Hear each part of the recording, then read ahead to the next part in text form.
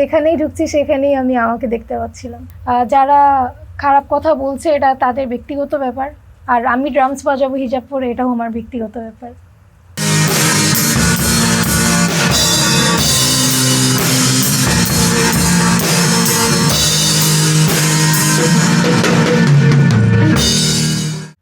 আমি হচ্ছে নাজিয়া সামান্থা। আমি ও লেভেলসের স্টুডেন্ট। আমি একাডেমিয়াতে পড়ছি। মের 18 তারিখ। তো আমি আর আমার ছোট ভাই আয়াত আমরা ছিলাম কোচিংয়ে। তো জাওয়াত হচ্ছে আয়াতকে কল দিয়ে বলছিল যে তুমি একটু আসো আমার ক্যাম্পাসে, একটা প্রোগ্রাম আছে। তো জাওয়াত হচ্ছে স্ট্যামফোর্ডে পড়ে। তো মা হচ্ছে আমাকে আর আমার ছোট ভাইকে নিয়ে যায় আর কি। তো আমি ওখানে পারফর্মার হিসাবে যাই না, আমি অডিয়েন্স হিসাবে যাই আর কি ওদের প্রোগ্রামটা দেখতে। ওখানে যাওয়ার পর একজন টিচার আমাকে চিনে সামহাও। দেন উনি আমাকে বললো যে নাজিয়া তুমি একটু স্টেজে উঠো, তুমি একটু ড্রামটা বাজাও। তো আমি স্টেজে ওঠার পর মেবি 5 মিনিটের মতো বাজাই। তো তখন 5 মিনিটের মাঝখানেই জ্যামিং করতে করতে জাওয়াদ আর কি গান ধরে ফেলে। তো আসলে ওই জায়গায় বসে তখনও আমি এটা ভুলেও কল্পনাও করতে পারিনি যে এটা এভাবে ভাইরাল হবে। ভিডিওটা ছেড়েছিল সাউন্ড পার্ট নামে একটা ফেসবুক পেজ থেকে আর কি, ওখান থেকেই ভাইরাল হয়। জাওয়াদি জানায় যে নাজিয়া তুমি তো ভাইরাল, তুমি কি জানো? তো তখন আমি বলি আমি ভাইরাল মানে? তো তখন হচ্ছে ও বলতেছে যে তাড়াতাড়ি ফেসবুক ইনস্টা চেক করো।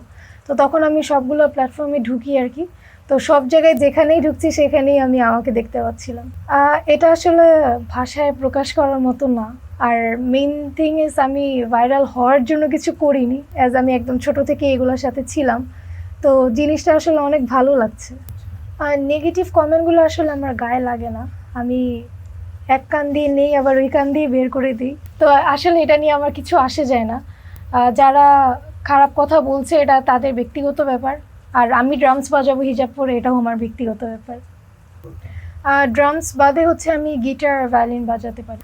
আমি গাড়ি চালাতে পারি, বাইক চালাতে পারি, বাসও চালাতে পারি, ট্রাকও চালাতে পারি। বাবা আমাকে বললো যে তোমার অনেক সকালে উঠতে হবে কালকে, তুমি তাড়াতাড়ি ঘুমায় পড়ো আজকে।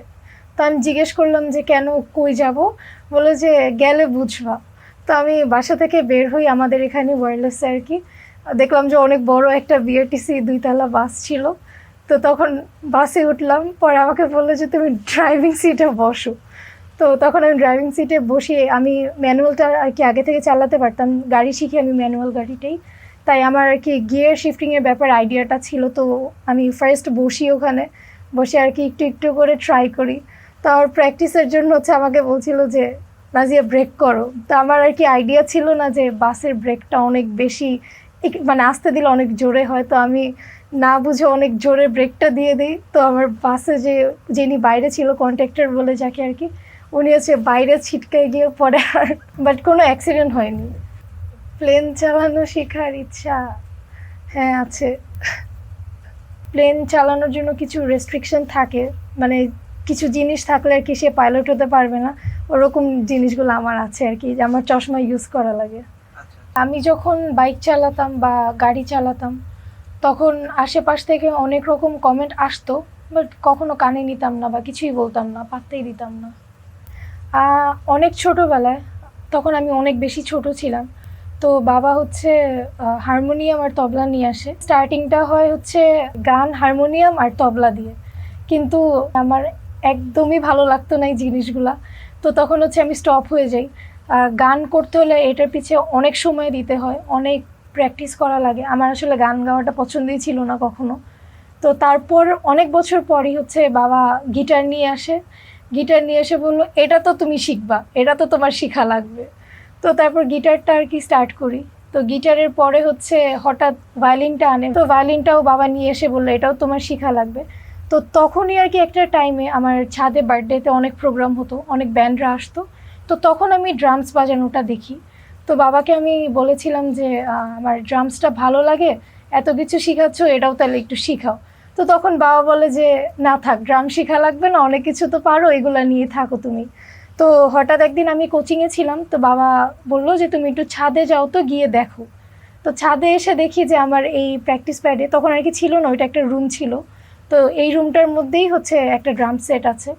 তারপর আমি ড্রামসটা শেখা স্টার্ট করি। তো সবগুলা ইনস্ট্রুমেন্টের থেকে আর কি ড্রামসের প্রতি আমার একটু বেশি ইমোশনটা কাজ করে। ড্রামস আমার কথা শুনে আমার বাবা উনি আসলে অনেক শৌখিন একজন মানুষ। আমি বাবার মুখে শুনেছি যে বাবার খুব ইচ্ছা ছিল মিউজিক করার, বাট বাবা আসলে করতে পারেনি। তাই বাবা চায় যাতে আমি আর আমার ছোট ভাই আমরা আসলে সব কিছু শিখে রাখি আর কি। তাই উনি আমাকে আসলে মিউজিক বা যানবাহন সব কিছু এই জন্য উনি এই কারণেই শিখায় আর কি। বাবা আমাকে সবসময় বলে যে ও আমার মেয়ে না, ও আমার বড় ছেলে। কারণ একটা ছেলে যা করে দেখা গিয়েছে যে তার চেয়ে বেশি কাজ আমি করছি বা আমি পারি। আসলে সত্যি বলতে আমি একটা টাইমে খুব বেশি বিরক্ত হতাম। আসলে এত কিছু আমি সামলায় উঠতে পারতাম না। দেখা গেছে আমার সারাদিন এগুলোর পিছিয়েই চলে যেত। আমার কাজিনস বা ফ্রেন্ডদের সাথে আমি খুব একটা আড্ডা দিতে পারতাম না এগুলোর কারণে। আমি একটু বিরক্ত হতাম, বাট বাবা মা আমার সাপোর্টে ছিল, প্লাস লেগেই ছিল এগুলো নিয়ে। আমি কখনোই অনেক বড় কোনো মিউজিশিয়ান হতে চাইনি, বাট ড্রামস বা মিউজিক জিনিসটা আমি শখে করি। তাই এই জিনিসগুলো নিয়ে আসলে ফিউচার কোনো প্ল্যান নেই। হ্যাঁ, অপরচুনিটি যদি আমি পাই ইন্টারন্যাশনালি কোনো মিউজিক করার, সেটা আমি অবভিয়াসলি করব, যদি আমি সুযোগ পাই আর কি। শুধু মিউজিশিয়ানদের থেকে না, আরও অন্যান্য সেলিব্রিটি যারা আছে ওনাদের থেকেও আমি শুনতে পাচ্ছি, অনেক ইন্সপিরেশন পাচ্ছি আর কি। ওনারাও আমাকে অনেক সাহস দিচ্ছে। মেহজাবিন আপুর হাজবেন্ড আদনান ভাইয়া, উনি আমার সাথে কন্ট্যাক্ট করে। ভাইয়া আমাকে বলেছিলেন যে তুমি নাজিয়া এগিয়ে যাও, তুমি কারো কথায় কোনো কান দিও না। মানে উনি আমাকে লাইক অনেক সাপোর্ট দেয়। এরপর হচ্ছে অনি হাসান, যিনি ওয়ারফেজে গিটারিস্ট, উনিও আমার ভিডিওটা শেয়ার করে। এরকম আরও অনেকেই আমার ভিডিওটা শেয়ার করে আর অনেক অভিনন্দন জানায় আর সাহসও দেয়। সেলিব্রিটিদের সাহসটা আসলে আমাকে আরও বেশি আগায় যেতে আর কি সাহসটা দিচ্ছে, বিকজ ওনাদের থেকে এরকম একটা মেসেজ পাওয়া অনেক বড় ব্যাপার। অনেকে ইন্সপায়ার্ড হয়, আগেও হয়েছে, এখন আরও বেশি হচ্ছে, যেহেতু আরও 10 জন আমাকে এখন চিনছে, তো অনেকেই ইন্সপায়ার হচ্ছে। আর আমিও বলেছি যে যদি কারো কোনো হেল্প লাগে এই লাইনে, আমি সবাইকে হেল্প করব যতটুকু পারি। আমার কথা হচ্ছে, যে যাই বলুক না কেন, আমি মানুষের ব্যাড কমেন্ট বা খারাপ মন্তব্য যারা করছে এসব কারণে আমি ড্রামস থেকে সরে যাব না, বিকজ আমি এটা শিখেছি মানুষের কথায় সরে যাওয়ার জন্য না। আমি শখে বাজাই, আমি শখে বাজিয়ে যাব, আর যে যাই বলুক আমার কিছু আসে যায় না। হজ করেছি আমি লাস্ট ইয়ার 25-এ। আমার হজে যাওয়ার কথা ছিল না, আমার মার আর আমার ফুপ্পির যাওয়ার কথা ছিল হজে। তো তখন হচ্ছে আমি বাবাকে গিয়ে বলি যে বাবা আমি হজে যেতে চাই। তো খুব শর্ট নোটিসে হচ্ছে বাবা আমার পেপারস রেডি করে, দেন আমি হজে যাই আর কি। তো হজে যাওয়ার অনেক আগ থেকে, একদম ছোট থেকে আমি মিউজিকের সাথে ছিলাম। জাস্ট হজের পর আমি একটু পর্দাটা করার চেষ্টা করছি, এটাই খালি ডিফারেন্স, আর কিছু না। না, এরকম কোনো কিছু আমি আসলে চিন্তা করিনি যে হজ করেছি এখন আর মিউজিক করা যাবে না। বাট আমি আগে ড্যান্স করতাম, তো হজের কারণে আমি ড্যান্সটা একদম টোটালি ছেড়ে দিই। সবাই ম্যাক্সিমাম দেশের বাইরেই চলে যাচ্ছে অবভিয়াসলি ফিউচারের কথা চিন্তা করে। তো আমিও আমাদের দেশে আর কি ও লেভেল সিলেবাসটা কমপ্লিট করে দেশের বাইরে চলে যাব ইনশাল্লাহ। একটা ইন্টারভিউ, উনি আমার বাবার ফ্রেন্ড ছিলেন, উনি বাবাকে অনেক রিকোয়েস্ট করাতে বাবা একটা ইন্টারভিউ দেয়। তো ওখানে হচ্ছে বাবা বলেছিল যে সব সাংবাদিকদের উদ্দেশ্যে বাবা ক্ষমা চাচ্ছে, বিকজ আমি এর আগে কখনো এইভাবে এত বেশি কথা বলিনি ক্যামেরার সামনে। আর আমাকে একটু আজব আজব কিছু কোয়েশ্চেন করা হচ্ছিল, তো আমরা বলেছিলাম যে আমরা ওনাদেরকে আর ইন্টারভিউ দিব না। তো এই কারণে হচ্ছে বাবা সব রিপোর্টার্সদের আর কি সরি বলেছেন। তো এইটা ওই আঙ্কেল মানে এমনভাবে উনি এটা এডিট করে, তো এটাতে পুরো বোঝা যাচ্ছে যে বাবা হচ্ছে সবার কাছে মাফ চাচ্ছে বিকজ আমি ড্রাম বাজিয়েছি। জিনিসটা তো আসলে এরকম না, আমি তো খারাপ কোনো কিছু করছি না যে মাফ চাওয়া লাগবে। আর ওনাদের এডিটিং যেরকম ছিল, ওনাদের হেডিংটাও ওরকম ছিল, ক্যাপশনটা এরকম ছিল যে অবশেষে সামান্থার বাবা মাফ ছিল। আসলে আমার বাবা মাফ চায়নি, জাস্ট রিপোর্টার্সদেরকে সরি বলেছিল। আপনারা হচ্ছে আমাদের ব্যাপারে হচ্ছে প্রচার করছেন, আপনাদের কারণেই আরও 10 জন চিনতে পারছে আমাদেরকে। তো আমার কথা হচ্ছে যে আপনারা যে কোয়েশ্চেনগুলো করেন সেটা কিন্তু অডিয়েন্সরা জানে না, বিকজ আপনারা কোয়েশ্চেনটুকু কেটে দেন।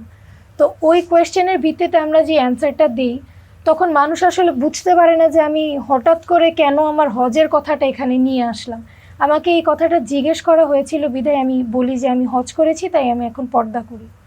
তো আপনারা যদি সম্ভব হয় এরকম কাটছাট না করে আসলে পুরো ভিডিওটাই দেন, মানে এতে সঠিক তথ্যটা আর কি। হ্যাঁ, মেইন ইনফরমেশন যেটা ওগুলোই কেটে দিয়ে আউল ফাউল জিনিসগুলো দিয়ে ভরায় রাখে, হয়তো বা নিজেদের ভিউজের জন্য। এগুলো আসলে উচিত না।